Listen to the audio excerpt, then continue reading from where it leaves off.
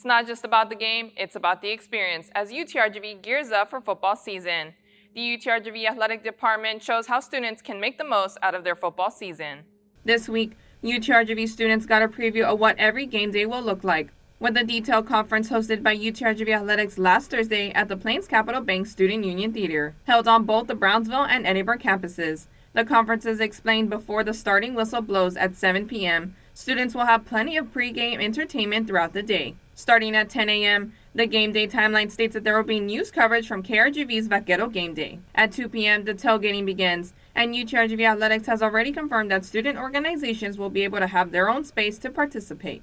Later at 5 p.m., attendees can join the Vaquero Walk, a parade where students are encouraged to march across the park around the Robert and Janet Vacker Stadium. 30 minutes later, the Vacker Stadium doors will open for fans and students in attendance.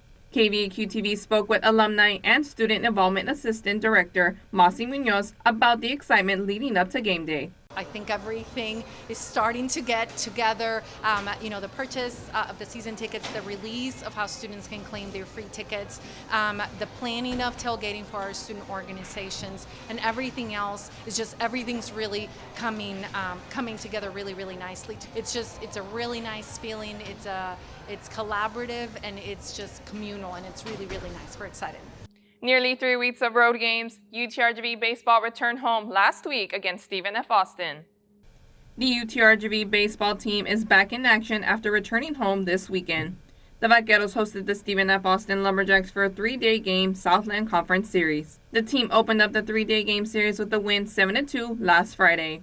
The Vaqueros added another series win, this time clinching it with a 9-7 victory. The UTRGV baseball team hosted Salina Night last Saturday, breaking another attendance program record of 6,537. The Vaqueros ended the 3-day game series with a rural run, finishing 12-2.